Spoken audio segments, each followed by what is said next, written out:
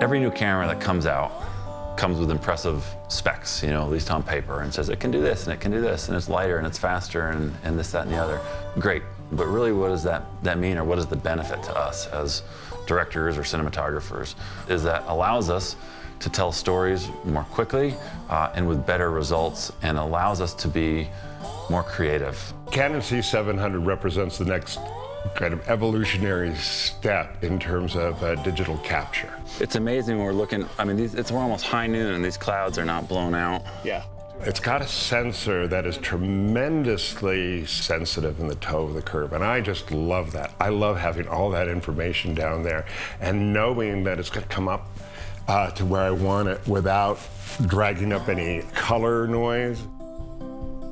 So as I designed this shot list and the storyboards, was really to design, you know, authentic short film piece about 3 real-world people in Western America, and that will really show off the beauty and the power of this camera and what it can do for cinematographers today. So I've got plenty of detail in the shadows here, even though I've exposed down to protect all these highlights, because I don't want any of the clouds up here to burn out. And so I know I've got a tremendous palette to work with, even though we're in basically a very contrasty daylight scene. There's energy there. That's it. What I look for when I'm first looking at a camera system is I'm looking at how it's laid out and how easy and quick it is to configure into different scenarios. Because on set we have to be able to go from handheld to Steadicam to dolly to low mode, and being able to set the camera up in a way that is efficient to move from each one of those modes. That is so great. Yeah, that's in focus. That's in focus. Yeah. There was one shot and one scene that I was just really in love with on the second pitch of this steep route called Tarzan on the grotto wall cliff above Aspen. And that was where I was up maybe 100 feet or so and filming out as Ben went out a very steep roof, and envisioned that with a very wide angle lens, just about a half hour before final light.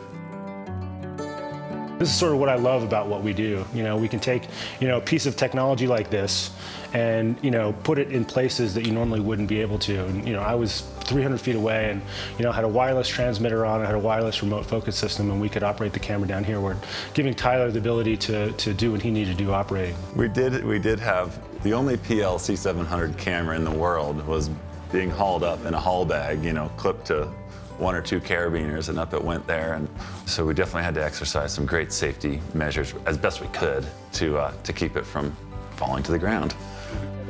The monitor's back down here. Okay. So you can make whatever adjustments you need to do. You got it. Wow. Did we even come close to bubble? Okay, we're ready to shoot here, guys. What really excites me about the C700 is it's incredibly easy to use. And I'm not just saying that. I had about a half-hour training on this camera before I started operating with it. The menu system is really well thought out in that there are certain changes that we make all the time in terms of our ISO, our white balance, our frame rate speeds. Very easy to access. But where the rubber hits the road is, does it look good, and does it please me as a viewer that I'm emotionally connected to my subjects? That's what matters to me as a director, and that's where this excites me, is that as we film from dusk to dawn, high altitude light, to interior scenes in a bar scene or in a moodily lit distillery. And we're still seeing detail in the bright sky during midday, and still seeing texture in the shadows, which is pretty impressive. When we were shooting it, even to my eye, it looked like there was nothing in his face, but there it is. Yeah. And now let's go right back into our Rec 709 and just bring the bottom up just a little bit. There we go. The light was falling so fast, and I lit the scene, balanced it, and the shock was that when I looked away from the monitor, there was so little light, I almost jumped out of my shoes because I said, I could barely see this person. But on the monitor, he was perfectly balanced to the exterior. You could make an instantaneous decision just to pop over to 60 frames per second or 120 frames per second. And that happened almost instantaneously, and I love that. It starts to infuse a life and a breath into the water droplets themselves, and they come alive. And so that's what the slow motion allows us to do. Codex has been working along with our partner Canon to make sure that we could record all those formats from the camera, 4K uncompressed up to 120 frames per second in RAW, even further 2K up to 240 frames per second. Canon wanted to expand upon what the camera could do with this current sensor and introduce anamorphic viewing on this and capture, and that has also been accomplished. We're going to shoot through dusk on an anamorphic lens, and we're going to continue to shoot until the stars come out. That's beautiful. It's gorgeous, huh? Okay. I bet you we'll get this. I bet we'll get something stupendous. The Canon Cine lenses, their Cine Primes and also their Cine Zoom, I mean, set a real high standard for film quality and glass and image quality. I can take these Cine lenses, blow it wide open, very shallow focus, and on this Super 35 sensor, we're getting just a beautiful bokeh, amazing roll-off, very pleasing flares. The Canon color science and what it does for skin tones is really authentic. And beyond authentic, it's pleasing. And a lot of these things we shot on the long end of the Canon 30 to 300, and they just hold up really, really well. When we're shooting a feature or a project, we live in this world where this looks pretty much like it's going to look, and then we never really see totally what we have until we get into the color correction suite. My name is Billy Hobson, and I am a colorist, and I'm also a DI editor here at Shed.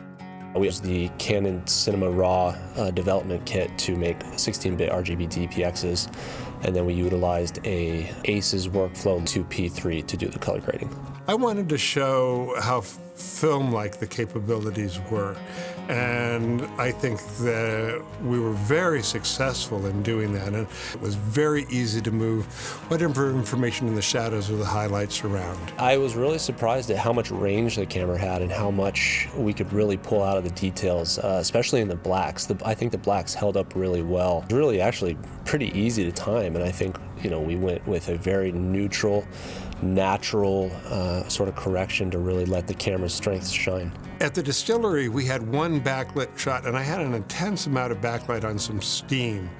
And in the SDR version, it looked fine, but grading on the Canon 2420, a high dynamic range, it had power, and it had detail that I just wasn't seeing in the standard dynamic range. I think the C700 is a tool for people to look at who are shooting features, for people who also want a great camera for shooting documentaries, that they're going to find that this camera gives them a very beautiful palette to work with. And in shooting 4K high dynamic range, I don't think you can do any better at the moment. I think it really sets a new standard for all of us as directors and DPs of what we have access to as a creative tool.